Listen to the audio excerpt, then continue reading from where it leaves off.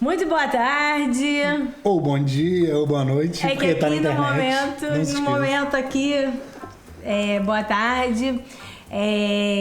Bem-vindos ao nosso segundo episódio. Exatamente. Eu sou a Amora Miriam, do Hebraico Simples. Eu sou o Rick, também do Hebraico Simples, que estou normalmente atrás das câmeras, como vocês já sabem do último episódio. Mas, enfim, vamos falar hoje sobre outras coisas, porém, a gente recebeu uma mensagem no direct, por causa do vídeo da semana passada, sobre as dificuldades no hebraico. Quem mandou foi a Júlia, falando que uma das grandes dificuldades dela, e aí isso é uma coisa que eu acho que é interessante da gente falar, são os números. Porque, né, tem que explicar. Eu acho que a gente pode também determinar quais são as dificuldades pelas coisas que os próprios israelenses erram, né?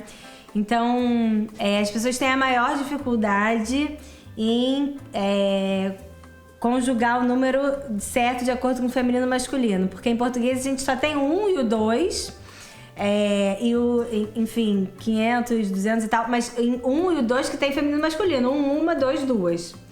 Depois 3, 4, 5, 6, tudo igual. Verdade. Em hebraico todos os números têm, praticamente todos, tem alguns que não tem, mas feminino e masculino.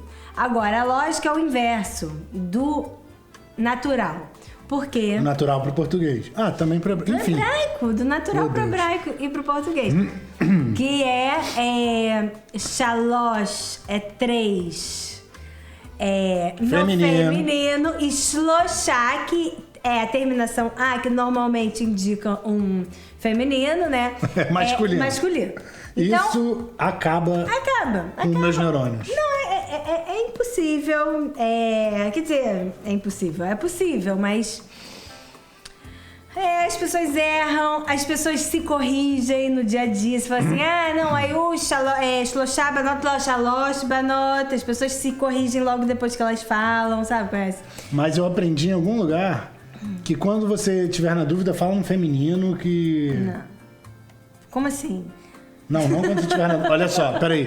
Uma pausa aqui pra quem tá vendo o Hebraico Simples como conteúdo correto de hebraico, pra eu falar agora a maneira como uma pessoa que vive em Israel dá o seu jeitinho. Dá o seu jeitinho, tá? Por exemplo... Então, vamos ver se eu concordo. O preço de alguma coisa. Bom, quando o número é um número genérico, por exemplo, a idade ou o número da casa... Não, o preço não, porque é shkalim. Então, mas eu tô falando do preço especificamente porque o preço é shkalim. Shkalim é masculino. Exatamente. Então teria que ser hamishá shkalim. Hamishá shkalim. Mas eu só falo hamesh. Você fala errado? Eu sei que eu falo errado, mas todo mundo fala. Não é. Enfim, tem gente que fala errado, tem gente que fala certo. Mas um número genérico, um número de telefone, um número de uma casa, um número da idade, vai ser sempre do feminino, que também é um pouco contra o, o default, né? O natural, assim, que... Mas é por isso que quando eu tô na dúvida eu falo no feminino. Porque o genérico tem que ser no feminino. E as horas também feminino? As horas no feminino. Oi, Kiko. Tudo bem, pessoal? Tudo bem, porque horas é feminino. Então, as horas tem que ser no feminino. Sha'ot, horas, é feminino. Então, essa é a questão dos numerais. E tem dificuldade que Desculpa. Fala. Não, fala você primeiro. Me lembrou outra dificuldade, que é a questão de gênero, Meu Deus, a gente pensou agora que foi... pode acreditar que não tá no script isso aqui. É muito assim... Porque é muito difícil você saber um objeto, cadeira. Por que cadeira é feminino e,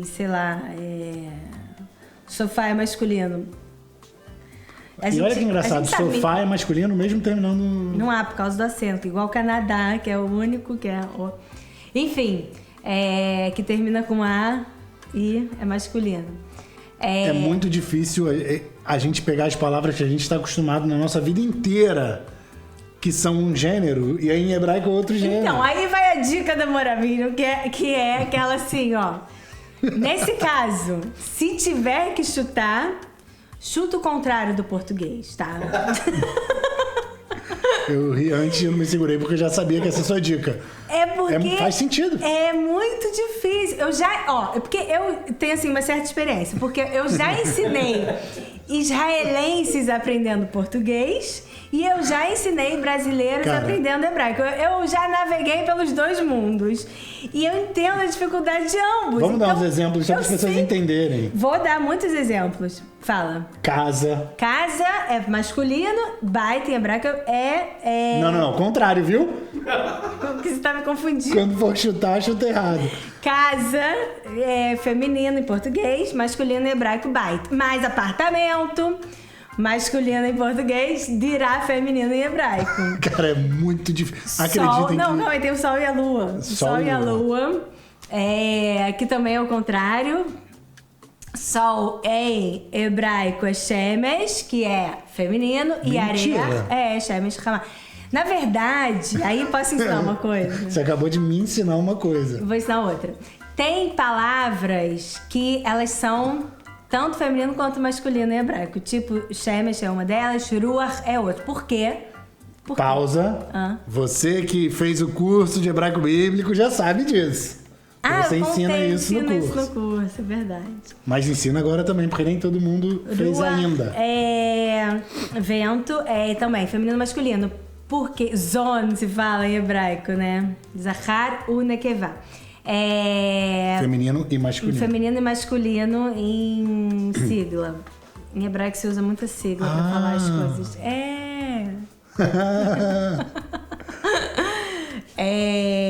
Por que tem esse negócio de palavras que são feminino e masculino? Porque hebraico tem os textos bíblicos são canônicos. Ninguém pode falar, não, estava errado lá. E essas palavras que são aceitas nos dois gêneros, elas aparecem vez como masculino, vez como feminino. Então, então tá. Então, essa é os dois. Mas isso vai acontecer apenas com palavras que aparecem ou na Bíblia ou nos textos dos sábios, que também são textos canônicos. Então, e certamente ali veio de algum erro, né? Alguma coisa ali que, enfim, foi... Algum rei que sobrou. Alguém que, né, ou na hora de copiar, ou em determinada época era uma coisa e depois virou. Enfim, a gente nunca vai saber. Mas no hebraico moderno, elas são comumente usadas só como uma coisa, né? Tipo, e qual coisa? Por exemplo, o Shemesh é feminino. Shemesh é feminino e Ruach também é feminino. Então... Isso é uma coisa que também consome muitos neurônios meus, porque assim, tem muito erro que israelense faz, que a gente tá falando. Tem outros agora que me vieram à cabeça, inclusive. Mas isso é uma coisa que eu não quero errar, porque isso é uma coisa que israelense não erra muito. Não. Isso especificamente. Porque ele nunca vai falar que é bait, casa, yafá. Nunca.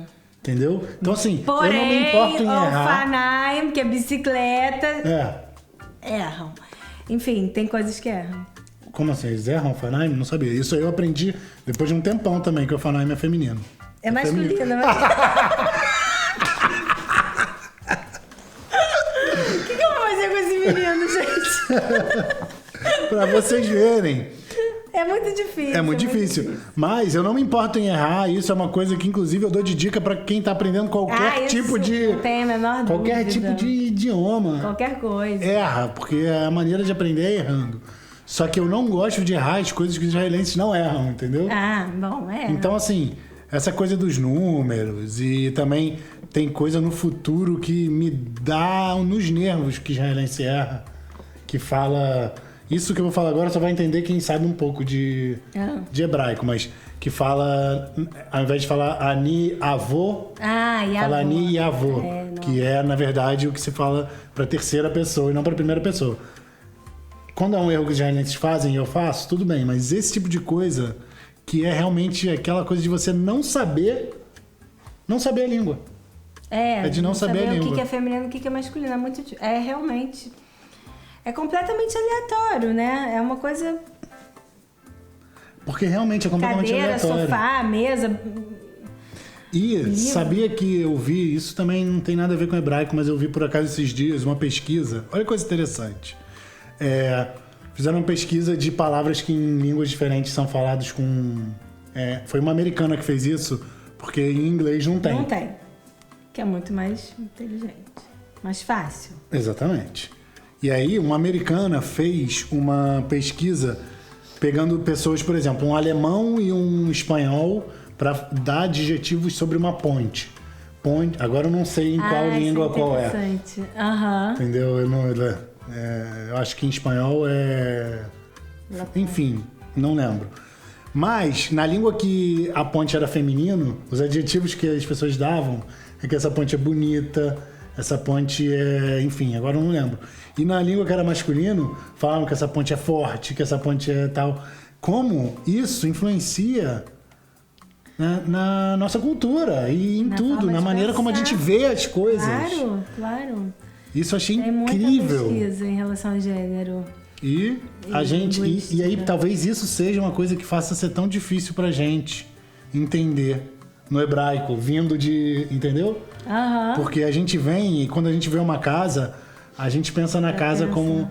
Talvez o primeiro... Uma casa bonita. A primeira coisa que me vem na cabeça sempre é Bait Yafá. Essa casa é bonita. Mas tá errado. Tá errado. Enfim. Kiko, você pode dar uma olhada aí, porque eu acho que a gente atingiu o nosso tempo. Não atingiu. Então, a gente vai partir pro nosso próximo tema. Já que a gente tá falando sobre erros, a gente vai falar sobre erros muito específicos, que são os erros das crianças. Mas os erros das crianças israelenses, ou seja, nascidas aqui em Israel, filhos de brasileiros, que misturam os dois. Aquela misturada, né? Exatamente. Que as crianças fazem. Porque o que acontece? Desculpa te cortar, Morá, novamente. Mas o que acontece? Tudo isso que a gente está falando aqui de como a nossa cabeça funciona, acontece o inverso com eles. Porque eles estão aqui em casa ouvindo português e aprendendo português, mas eles aprendem a língua formalmente na escola, em hebraico. Primeiro assim, já hoje, uma geração antes, né, já não tinha essa certeza de que a criança bilíngue, as pessoas achavam que podia confundir e que podia atrapalhar na formação e no desenvolvimento da língua materna. Hoje em dia já não existe isso, né? Tipo, já foi provado e comprovado, quanto mais língua determinada para a grande maioria das crianças, né? Tem quadros diferentes, mas quanto mais língua, melhor. Então, a criança bilíngue, a criança trilíngue, ela lida com isso de uma forma muito boa. Ela consegue desenvolver determinadas percepções que a criança que só sabe uma língua não desenvolve. Por exemplo, ela entende muito, muito antes de todo mundo, do que todo mundo, que um objeto só pode ter dois nomes. Então, que a gente está dando nomes aos objetos e que isso é a língua, né? Tipo, de certa forma. Então, é ótimo, né? Esses dias agora, o meu filho de menos de 2 anos aprendeu algumas palavras em hebraico. Foi tão fofo, cara, isso. Ele aprendeu... E aí, olha só, uma palavra que em português é masculino e em hebraico feminino. Que é neshika, beijo. Porque ele manda beijo pra todo mundo, né? Ele fica... pra todo mundo. Fala beijo, beijo. Aí chega alguém no meio da rua, em hebraico, fala neshika. Ele não sabia o que era. A gente ensinou neshika. E ele aprendeu, cara. E é uma coisa tão fofa, porque... Cara, não faz parte do dia a dia dele, porque ele ainda não tá na escola. E aí você fala neshika. Aí... É muito fofo. Mas, já que eu tô falando dele, quando a gente foi ver essa coisa de escola, a gente até perguntou pra educadora lá. E aí, a gente fala português com ele, o que fazer? Aí ela falou, vocês não falam hebraico com ele. Isso é uma enfim, existem muitas escolas sobre isso, né? Não vou nem falar o que ela falou. São então. muitas escolas. Tem gente que fala isso, tipo, cada lugar uma língua.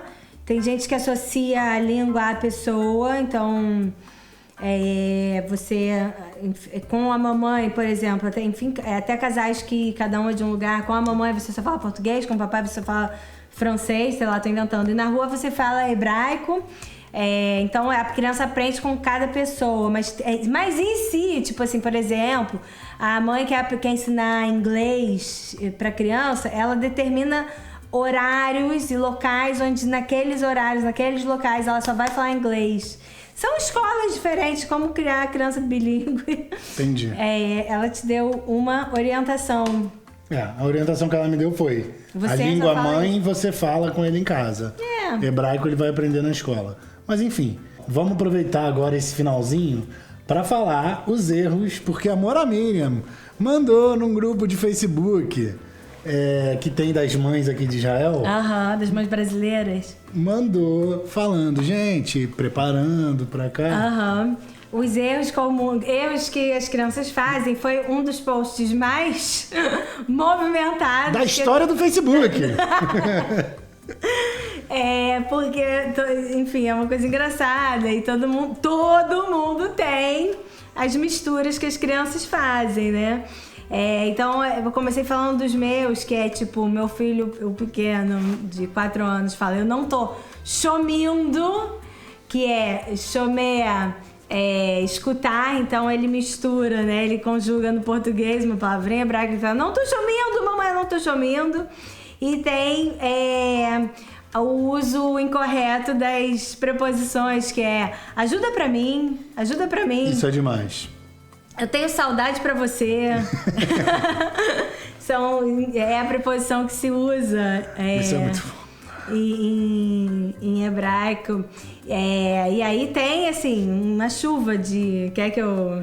Não, tem uma que eu sou apaixonado, que é balagunça. Balagunça, que é a mistura... Balagunça. É a mistura de balagan, que é bagunça em hebraico, com bagunça. Balagunça. E isso não é só pra criança, porque eu descobri, porque eu vi um adulto falando isso recentemente. Se você que tá vendo esse vídeo, não estou te queimando. Aí junto com esse tem aqui, ó. A minha se confunde, ela diz, eu me ibalbelei.